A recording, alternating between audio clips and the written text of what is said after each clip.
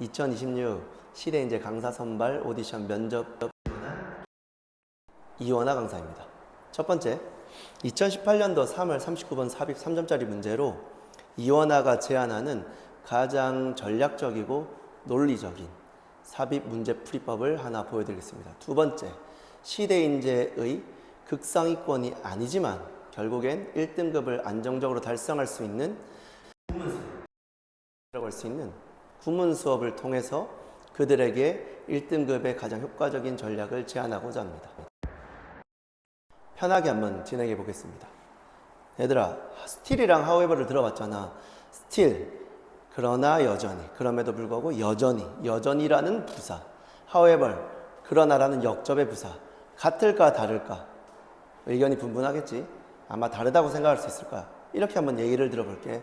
엄마, 내 오늘까지만 롤하고 절대 안 할게. 그러나 또 하고 있는 거야. 마찬가지로 엄마, 나 오늘까지만 롤하고 절대 이제 컴퓨터 아예 안 할게. 그럼에도 불구하고 여전히 하고 있는 거야. 자, 같습니까? 다릅니까? 이제 다르다고 말 못하겠지. 다르지 않다. 같다르는 것만으론 3점짜리의 삽입 문제의 속도감과 정확성을 이어나갈 수는 없어. 자, still과 however.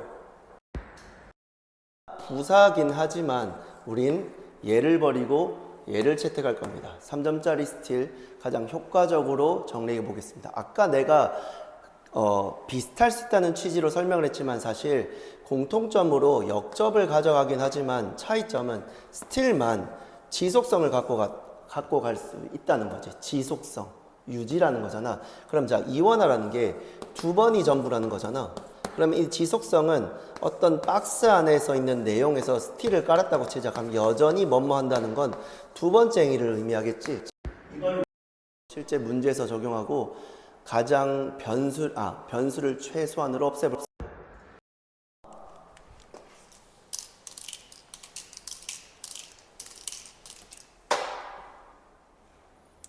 자, 2018년도 3월 39번 문제입니다. 이원화를 매끄럽게 한번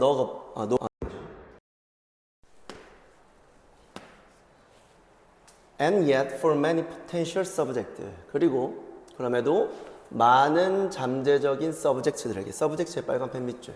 사전적 정의로는 주제, 과목, 피실험자 이런 뜻이겠죠. 아직까지는 모호합니다. 여기서 이원화는 서브젝트라는 단어를 배경이 없이도 충분히 접근할 수 있을 거야.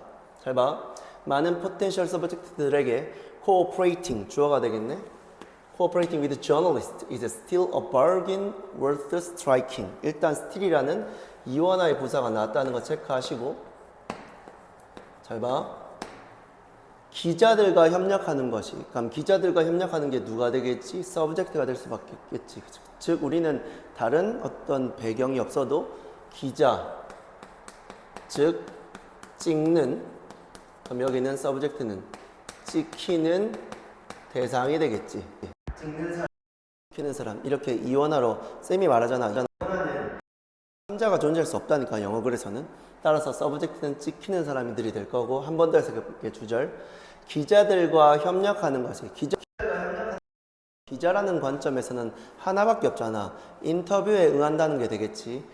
여전히, 그럼에도 불구하고 여전히 a bargain, 협상의 worth striking, 가치가 있다. 협상할 여지가 있다는 건 이 협상이라는 것이 B2B도 아니고 당연히 이거겠죠. 주절의 내용을 구체화시킨다면 그 다음 문장으로 내려올 수 있는 건 기자들과 인터뷰를 하는 서브젝트들이 될 건데, 이 인터뷰를 하는 사람들이 몇 번째 인터뷰가 되겠죠? 당연히 두 번째 인터뷰가 될 수밖에 없겠지. 그지? 그럼 자, 이원화의 논리라는 건 이 글이 아무리 길든 적든 두 번째 인터뷰가 마지막일 거고, 그러면 당연히 박스 위에서 몇 번째 인터뷰가 나와야 되지? 첫 번째 인터뷰가 나와야 될 테고. 자, 하지만 지속성의 스틸은 사용했지만 지속성 기저에 있는 역접을 아직 안 썼지. 역접까지 이해할 수 있겠지. 한 번만 더. 그러나 많은 잠재적인 서브젝트들에게 그럼에도 불구하고 여전히 인터뷰할 만한 가치가 있다라고 얘기하는 건, 자, 이게 앞에 있는 취재에 대해서도 우리가 이해를 할 수 있을 거야. 첫 번째 취재가 당연히 누가? 기자들에게 인터뷰하는 대상들이 무언가 손해를 입었다는 전제가 깔려야 그럼에도 불구하고 여전히 취재할 가치가 있다가 되겠지. 그지? 그리고 두 번째 취재는 당연히 서브젝트들이 1년에 이익을 얻어야 될 겁니다. 맞죠? 자, 좋습니다. 여기까지 이원화의 로직으로 스틸이란 부사를 활용해서 아래 채널 해봤어요. 자, 그러면 이제 우리가 우리는 이제 예시를 잡을 예시는 첫 번째 취재 아니면 두 번째 취재가 될 수밖에 없잖아. 그죠? 자, 그러면 결과론적이지만 쌤 여기서도 여러분들을 충분히 설득할 수 있을 것 같아. if의 빨간 펜 동그라미. 자, 이 if는 선생님이 부사절 if와 주절은 원인과 결과라고 설명했지만 우린 지금 인과적 관점을 이해하고 싶은 게 아니거든. 즉 이거는 예시가 될 거야. 이 예시 또한 이원화의 논리를 하면 첫 번째 예시거나 두 번째 예시겠지. 즉 이 예시는 이 박스와 간접적 연결이 될 수밖에 없다는 거잖아. 즉 이 첫 번째 예시라고 한다면 이 예시는 서브젝트들이 즉 저널리스트들에게 서브젝트들이 피해를 입어야 될 텐데 두 번째 예시라면 저널리스트들에게 서브젝트가 인터뷰를 했을 때 얘들이 이득을 얻어야 될 거야. 즉 판단은 얘를 기준으로 분명히 할 수 있다는 거지. 해석해 볼게. 만약 뉴스 커버리지 portrays them. 자, 뉴스 커버리지 빨간 펜 밑줄. 글은 내려갈수록 구체적이질 거고 한 번 쓴 단어 안 쓰잖아. 그럼 뉴스 커버리지가 취재한다는 취재의 범위라는 뜻일 건데 이게 누구를 의미할까? 당연히 저널리스트의 A1이 될 수밖에 없겠죠. 그러면 묘사하는 그들은 따라서 서브젝트가 될 수밖에 없을 거고 대명사를 굳이 찾지 않더라도 이거는 추론이라는 말을 하는 것도 아깝다. 그자 당연히 얘들은 서브젝트가 될 건데 계속 해석해볼까?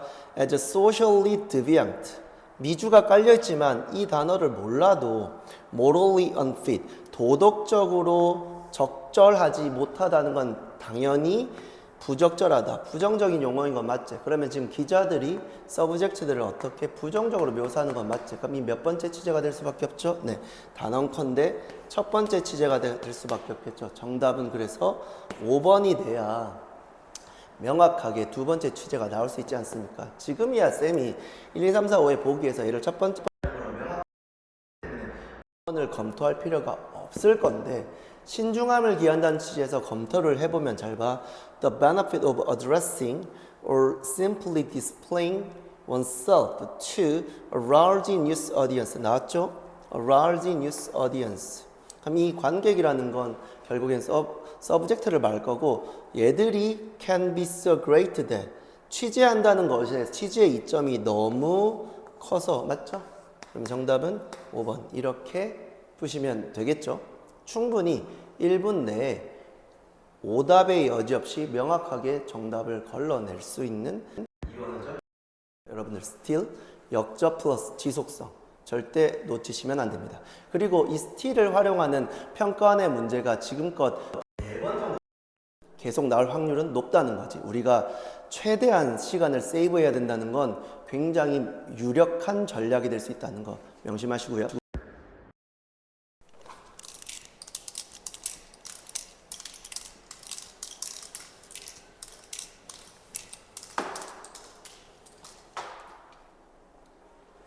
두 번째, 구문 수업입니다.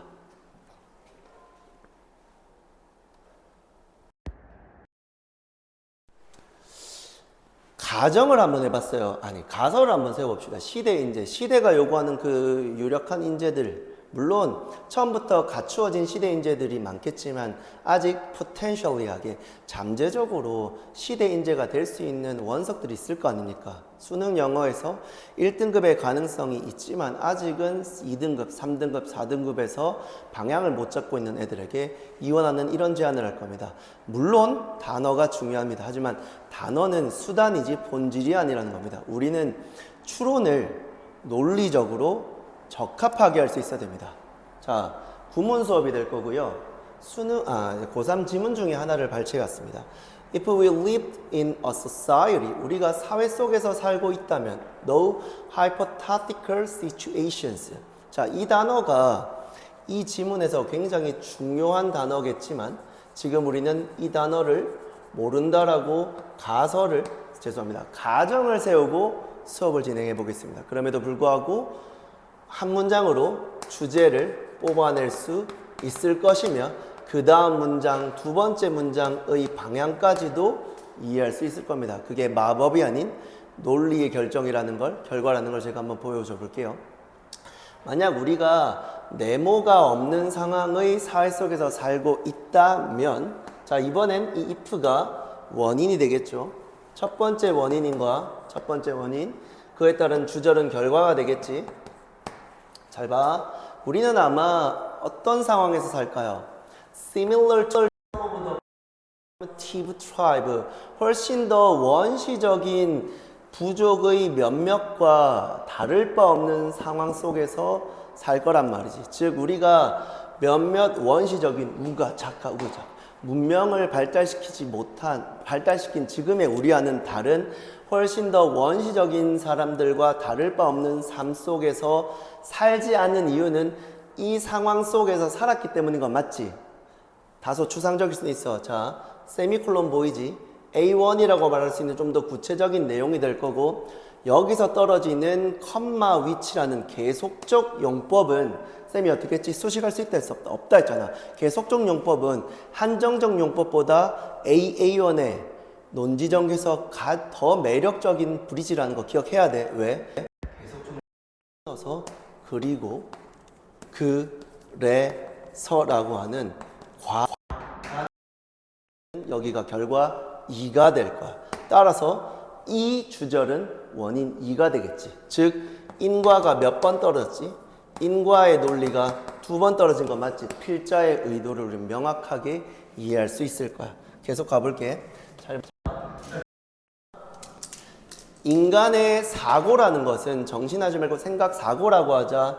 기본적으로 본질적으로 basically는 본질적으로도 이해할 수 있어야 돼. curious, 호기심이기 때문에. 자, 여기가 뭐라고요? 이 단어를 모를 수는 없잖아. 적어도 아니 potentially하게 그래도 1등급을 치고 그 3등급, 4등급이라도 curious라는 단어는 알고 있을 거야. 자, curious에다가 A1 가면 누가 A지?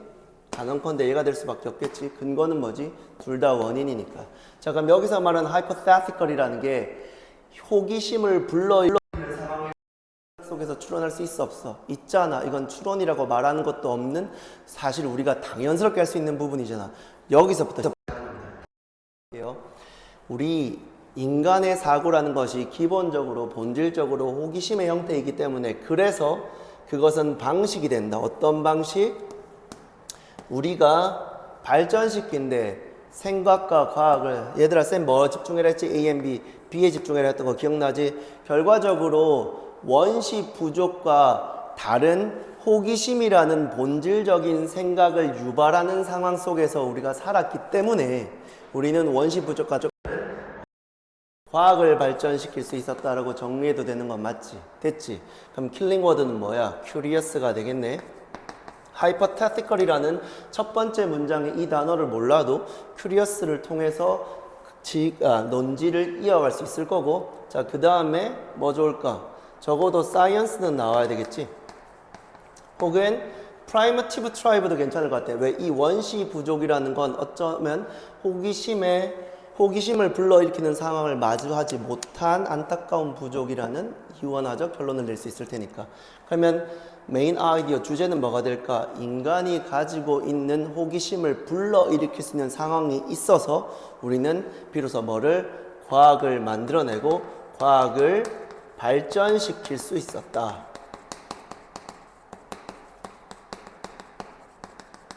뭐라고?